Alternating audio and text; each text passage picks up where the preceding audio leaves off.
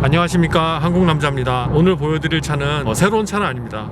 일종의 속된 말로 국뽕 시리즈라고 하죠. 사실 제가 가장 타보고 싶었던 한국차 중에 하나거든요. 2020년식 기아 스팅어 GT 리미티드 모델을 보여드리도록 하겠습니다.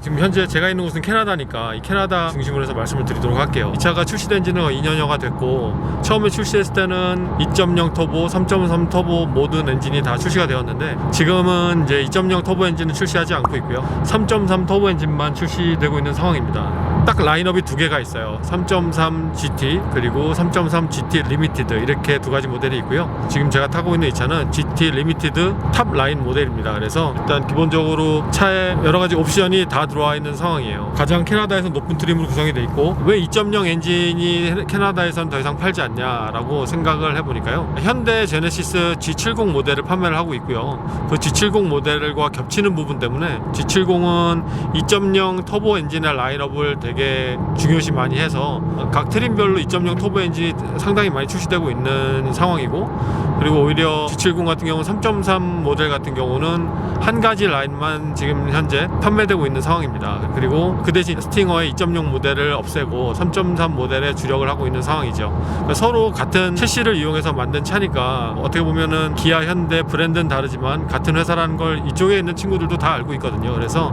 서로 겹치지 않게 마케팅을 하기 위함의 방법이라고 생각합니다. 이 차가 2년 전에 출시됐을 때, 그때는 그래도 길에 가끔씩 봤어요. 그리고 길에서 보는 기아 스팅어는 그다지 이렇게 얌전히 타고 다니는 차를 거의 못 봤습니다. 대부분 좀 과속을 즐기거나 과격한 드라이빙을 즐기는 차들을 봤었는데 상당히 기분이 묘하더라고요. 길에서 왠지 과속하고 운전 난폭하게 하면 인상도 찌푸려지고 별로 이렇게 기분이 좋지 않잖아요. 근데 이 기아 스팅어를 갖고 운전을 하는 사람들을 보면 그다지 그렇게 기분이 안 나쁜 이유는 뭐였죠? 어떻게 보면 이게 이제 한국 사람의 마음인 것 같은데, 한국 차 가지고 저렇게 빨리 달릴 수 있는 게 참 대단하다, 이런 생각이 오히려 더 먼저 들더라고요. 그리고 제가 본 사람 중에는 또 운전자가 아이시어는 없었어요. 전부 브라운 계열 아니면 백인들이 주로 운전자였고, 그들이 이 차를 그렇게 즐기면서 탄다는 것 자체가 과속을 하든 난폭 운전을 하든 제 마음속에는 두 번째 문제였습니다.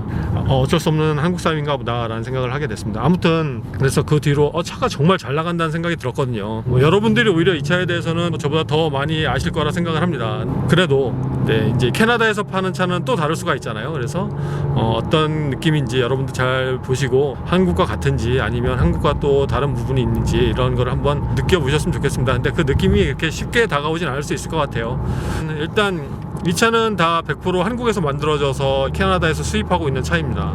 그러니까 기아 15년 전, 20년 전 그때 얘기인데, 생산 라인에 가보면은 각 조립 공장에서 차에 적용하는 같은 부분에 들어가는 부품이 4가지 종류가 있었는데, 그 4가지가 서로 좋다 나쁘다 이렇게 말하기 전에 그 안에서 그 부품들이 같은 부위에 있는 부품인데도 4가지가 갈리는 부분은 수출 지역에 따라서 갈리는 부분도 있고, 그 수출 지역의 어떤 충돌 테스트라든가 아니면 안전 규정, 여러 가지 자동차 등록 규정, 이런 것들에 맞추기 위해서 서로 부품을 달리한다고 합니다. 현재도 그렇게 진행하는 걸로 알고 있어요. 그래서 특히 이 북미 쪽에는 안전 규정에 관련된 여러 가지 강성이라든가 특별히 보완해야 될 부분들이 있을 때 그런 부분을 더 첨가하는 걸로 알고 있고, 최근에는 유로 안전 규정도 상당히 많이 강화가 돼서 그쪽에도 많은 것을 보강하고 또 다른 부품들이 제공이 되는 걸로 알고 있습니다. 그런 것 때문에 예전에는 한국과 외국에 수출되어 있는 차들과 부품이 많이 다르고, 오히려 외국에 나가 있는 차의 부품들이 더 성능이 좋다, 더 내구성이 좋다라는 말도 많이 있었는데, 그런 부분은 최근에는 많이 없어졌다고 해요. 단지 그 차를 그 나라에 등록하기 위해서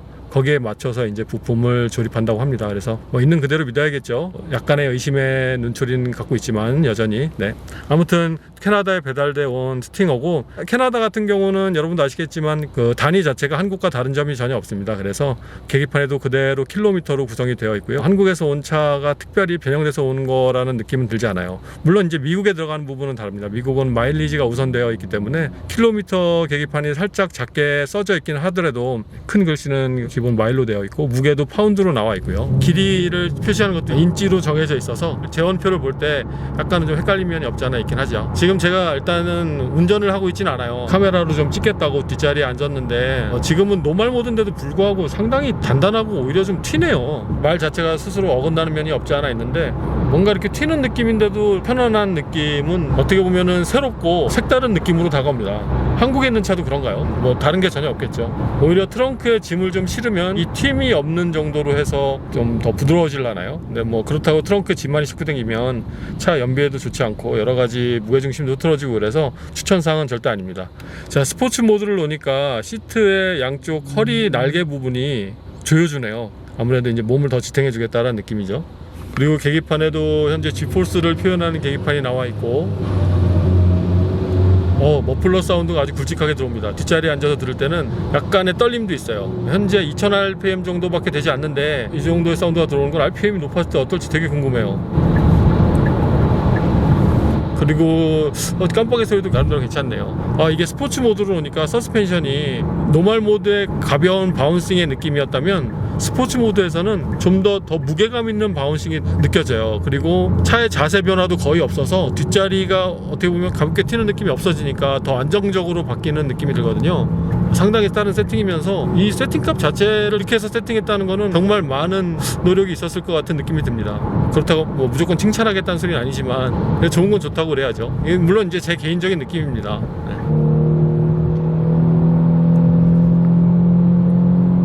지금 5000rpm 정도 주행하는 상황인데 상당히 머플러 사운드가 많이 들어옵니다. 그리고 확실히 운전을 안 하고 있어도 뭔가 튀어나가기 위해서 이렇게 움켜잡고 있는 그런 느낌이 들어서, 왜 사람들이 길에서 스팅어를 그렇게 빨리 달렸는지 운전을 굳이 해보지 않더라도 딱 느낌이 옵니다.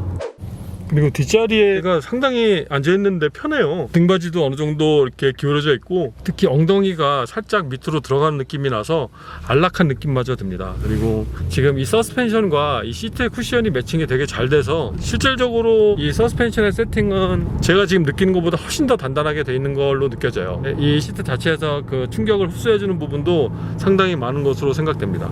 근데 이렇게 타고 여기서 들려오는 소리, 그리고 차의 느낌, 이런 것들이 예전 한국차만이 갖고 있는 어떤 그런 느낌은 많이 탈피된 듯이 보여요. 이 차를 타고 싶어하는 젊은 친구들이 되게 많지 않을까 저는 개인적으로 생각이 드는데, 이 차에 들어간 옵션을 볼 테니까요, 여러분도 한국에 들어가는 거랑 어떻게 다른지 한번 보시면 좋을 것 같아요.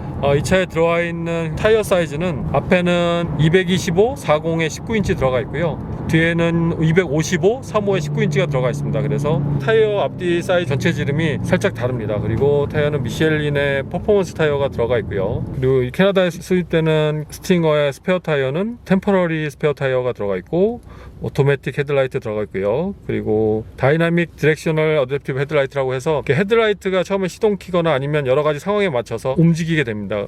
트렁크의 무게에서 헤드라이트의 높낮이 조절까지도 다 가능한 그런 시스템이 들어와 있습니다. 그리고 모든 앞뒤에 들어와 있는 라이트는 다 LED 라이트로 구성이 되어 있고요. 와이퍼 같은 경우도 에어로다이나믹 스타일로 들어와 있습니다. 그리고 차 유리는 전부 다 햇빛 차단용 유리로 구성이 되어 있고요. 다크 크롬으로 되어 있는 사이드 미러 커버가 되어 있고요. 양쪽에 트윈 머플러로 구성이 되어 있는데 소리 한번 들어보실게요.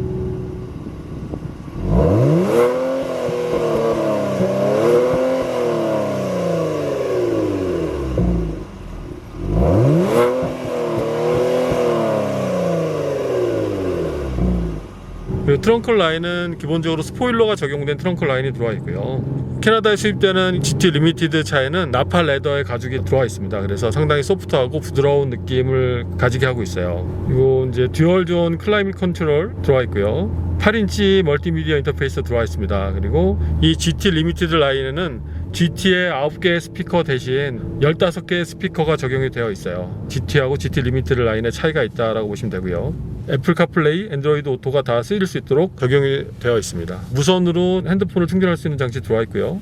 그리고 어댑티브 크루즈 컨트롤이 들어와 있습니다. 그래서 여러분도 잘 아시겠지만 예전에 텔루라이드 운전을 했을 때 어댑티브 크루즈 컨트롤이 상당히 좋다고 느꼈는데 이 스팅어도 미리 예상해 보건대 성능이 좋게 이렇게 적용이 되지 않았을까라는 생각을 해보게 됩니다. 이따 그건 또 운전하면서 느껴보도록 할게요. 북미 시장에 들어와 있는 모델은 보통 차고를 무선으로 오픈할 수 있는 이렇게 기능이 룸미러에 들어와 있습니다. 그리고 이제 가장 중요한 그 안전 장치들이 어떤 것들이 기본적으로 적용이 되는지 알려드릴게요. 일단 에어백은 7개가 들어와 있습니다. 그리고 도난 방지 장치 들어와 있고요. 뭐 당연히 ABS라든가 ESC, 그러니까 일렉트릭 스테빌리티 컨트롤이라고 해서 자세 조정하는 장치죠. ESC 들어와 있고 힐 어시스트 컨트롤도 들어와 있고 블라인드 스팟 시스템도 들어와 있고요. 레인 키핑 어시스트 다 들어와 있습니다. FCA라고 해서 앞에 충돌 방지 시스템도 들어와 있고 리어 크로스 트래픽 얼라트라고 해서 차가 후진을 하려 할 때 뒤에 사람이나 사물 같은 것들이 있으면 차가 경고를 주게 되어 있습니다.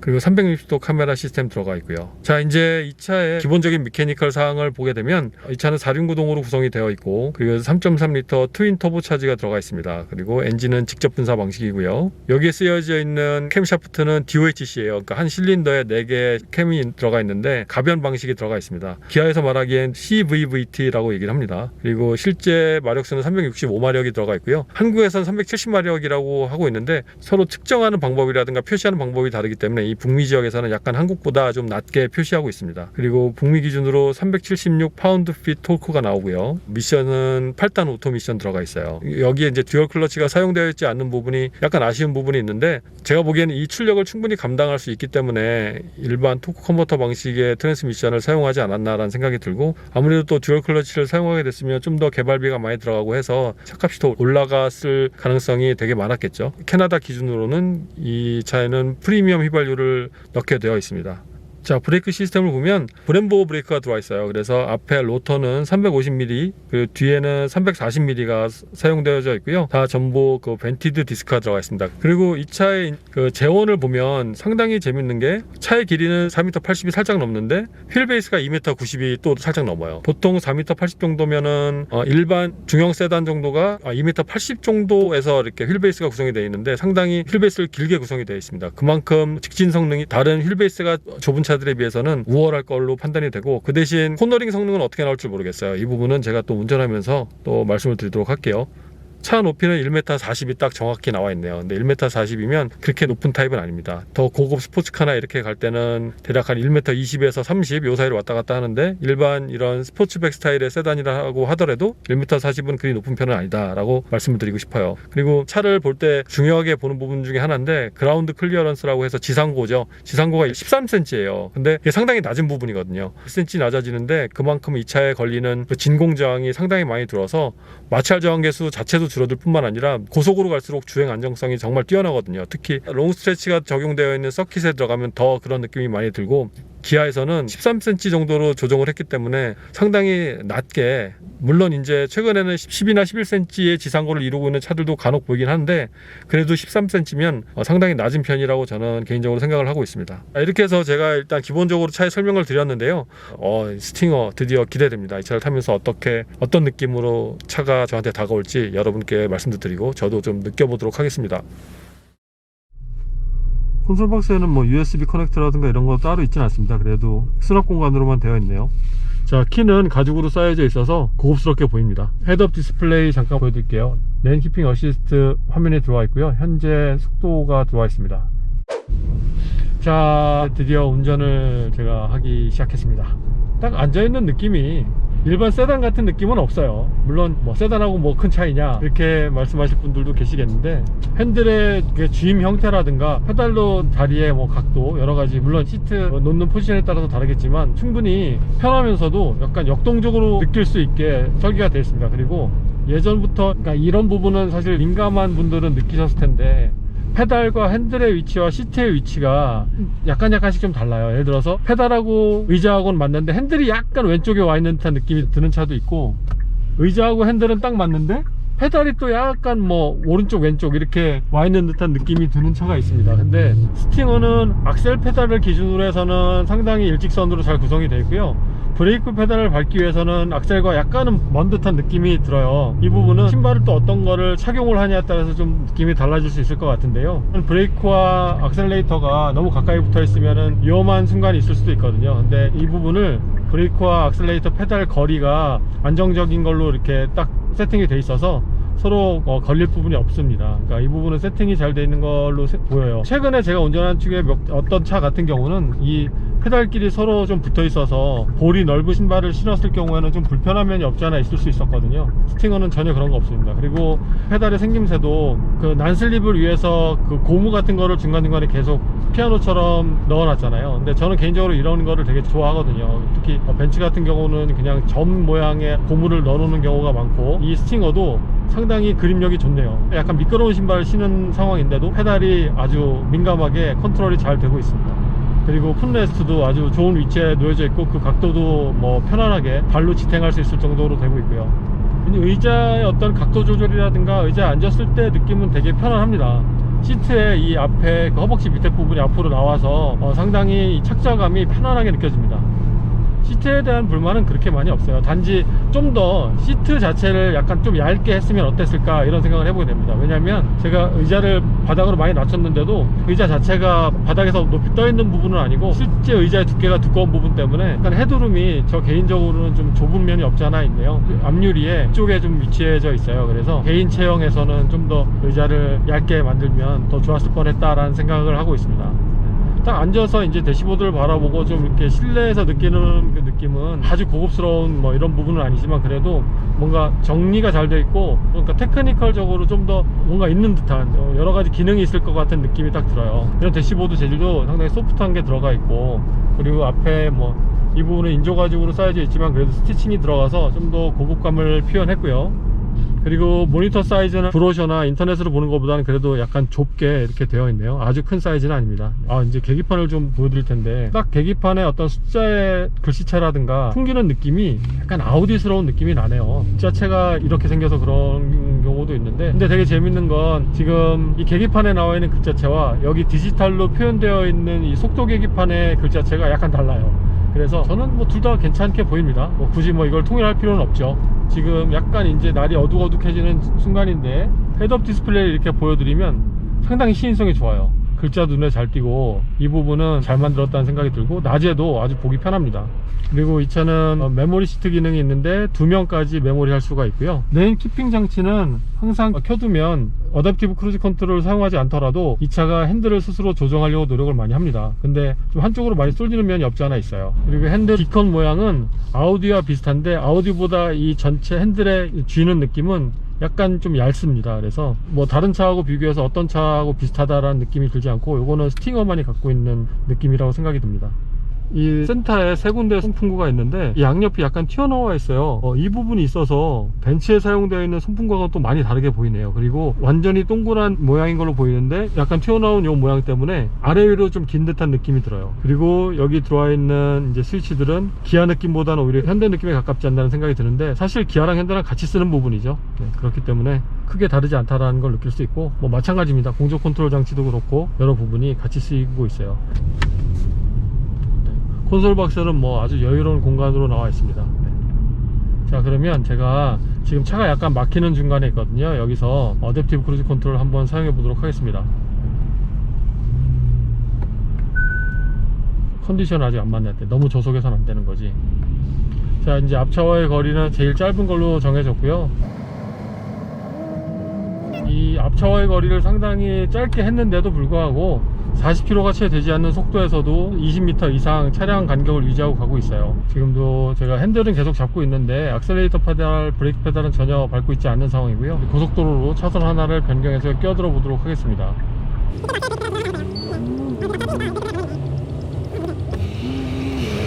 크루즈 컨트롤 속도를 올릴 때는 한 칸 한 칸씩 올릴 때는 일씩 올라가고, 길게 누르고 있어야 이렇게 10씩 올라가는 걸로 나타납니다. 드디어 핸들에 초록색 불이 들어왔어요. 핸들 유지까지 해준다고 하는데 왼쪽 차선으로 좀 많이 붙어서 가고 있죠.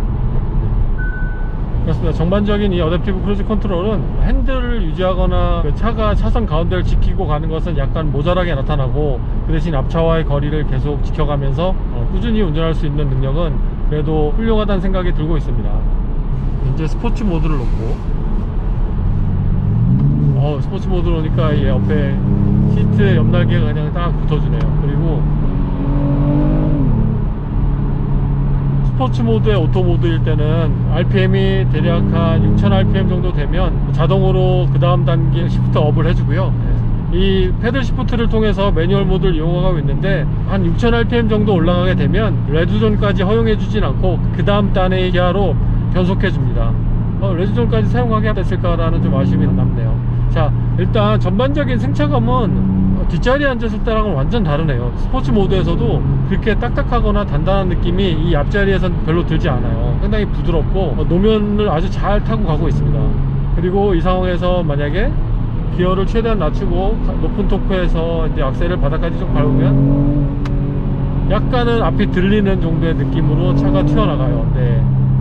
어떻게 보면 이런 느낌이 이 차가 정말 잘 나가는구나 라는 생각이 들 정도로 힘이 쏟아져 나온다는 느낌이 들거든요. 이 차를 처음 이렇게 타신 분들은 상당히 놀랐을 거라는 생각이 듭니다. 왜냐면 이런 움직임이 한국 차에서는 그렇게 나타나지 않은 움직임이었거든요. 근데 제가 지금 이 부분은 기존의 한국 차와는 정말 다르구나 라는 생각을 많이 하고 있고요. 사실은 제가 이 차 말고 또 운전해보고 싶은 차가 한국에는 판매가 되지 않는 걸로 알고 있는데, 이 캐나다에는 제네시스 G70의 2.0 터보 엔진에 후륜 구동, 거기에 이 트랜스미션이 수동 기어가 들어가는 게 있어요. 근데 그 차를 한번 운전해보고 싶다는 생각이 들긴 하는데, 왜냐면 그 차는 어찌됐든 수동이기 때문에 RPM 구성이 연료 차단까지 다 사용할 수 있을 거라고 생각이 들고, 아무래도 그러니까 후륜 구동이다 보니까 사륜 구동이 갖고 있지 않는 어떤 뒤에서 오는 큰 토크감, 그리고 왠지 더 밟으면 차가 스피할 것 같은 그런 느낌도 한번 느껴보고 싶다는 생각이 이 스팅어를 타니까 절실히 느껴지고 있습니다. 이렇게 차가 토크가 센 느낌으로 뿜어져 나갈지 몰랐어요. 어느 정도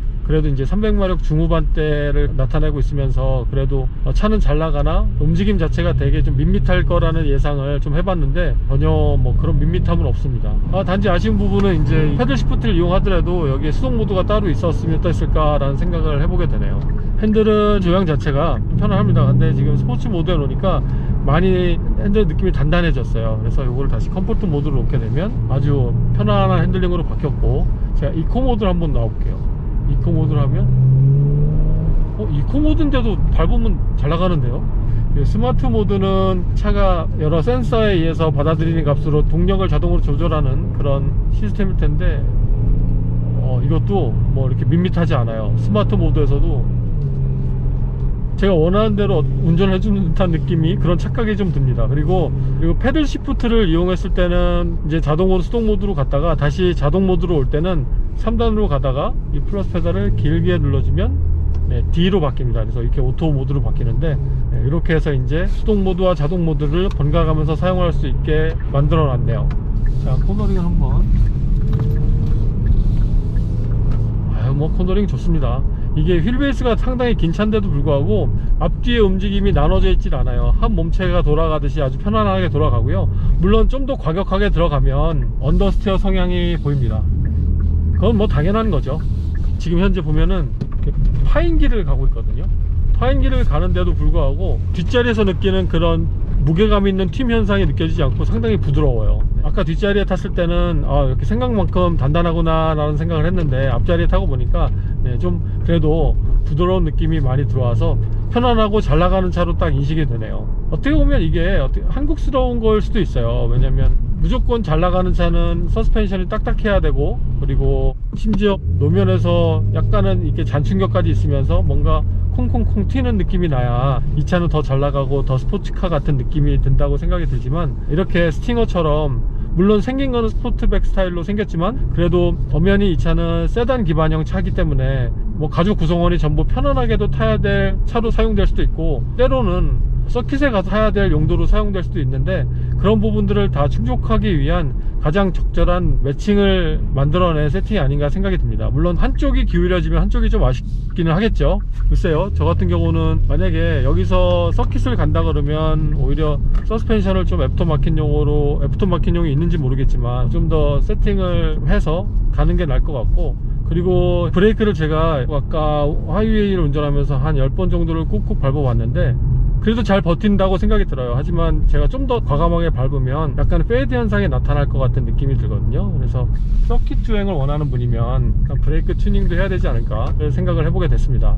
차가 편안하네요. 컴포트 모드에서는 약간의 앞뒤가 따로 논다 라는 느낌이 좀 들거든요. 그러니까 일반 길에서는 전혀 그런 느낌 안 들고, 약간 크게 길이 꺾여져 있는 부분을 지날 때는 오히려 뒤에가 좀 더 하드한 듯한 느낌이 들어서 약간은 이질감으로 다가옵니다. 이게 아직 길이 안 들어서 그런지 모르겠는데, 길이 들어지면 괜찮아지려나요? 이 부분은 저보다는 스팅어를 오래 타신 분들이 알려주셨으면 좋겠네요.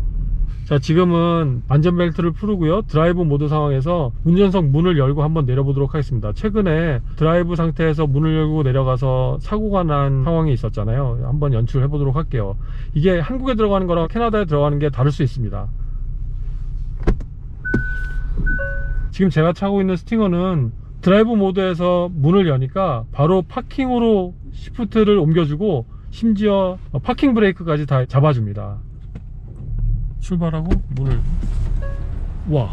드라이브 모드에서 출발을 한 다음에 문을 열었는데도 바로 파킹 모드로 바꿔줍니다. 한국에 있는 스팅어도 이렇게 되는지 혹시 알려주실 분 있으면 댓글로 남겨주시기 부탁드리겠습니다. 오늘은 오랜만에 이제 한국 차를 또 타봤는데, 제가 좀 나이를 먹었는지 이렇게 한국 차가 좋아졌나라는 생각을 또 오늘도 하게 됐어요. 전에 소울 전기차를 탔을 때도 그랬고, 텔룰라이드 탈 때는 말도 못하게 그런 생각이 들었고요. 그래서 그런 한국차가 많이 팔리고 길에서 많이 보일 때 어떤 한국 사람으로서의 어떤 자부심, 긍지 이런 것들이 좀 생기는데, 이렇게 차를 직접 운전해 봤을 때 느끼는 느낌이 다른 어느 차랑 비교해서도 지쳐지지 않는다는 이렇게 느낌을 받을 때는 더 많은 자긍심 이런 것들이 더 느껴지고 있습니다. 그래서 언제가 될지 모르겠지만 언젠가는 한국차도 이제 어느 정도 중고차 가격도 형성이 되고, 또 고성능 차, 그리고 아니면 좀 더 고급스러운 차가 계속 출시가 되면서 어떤 하나의 또 시장 카테고리에 자리매김을 하는 그런 날이 빨리 왔으면 좋겠다는 생각을 해봅니다. 물론 현재는 현대차, 기아차, 아니면 유럽 쪽에는 쌍용차도 이렇게 수출하는 걸로 알고 있는데, 이런 모든 부분들이 좀 자리를 잘 잡아서 발전해 나가는 모습을 계속 봤으면 좋겠고, 자, 그래서 그런 마음을 담아보고 앞으로 또 틈틈이 한국차 리뷰를 계속할 예정이니까요. 여러분도 한번 이렇게 보시면서 비교도 한번 해보시고, 또 외국에 나가 있는 한국차는 어떤지도 한번 보시고 이렇게 느껴봤으면 좋겠습니다. 오늘도 제 영상 봐주셔서 감사드리고요. 다음에 또 좋은 영상으로 찾아뵙겠습니다. 고맙습니다.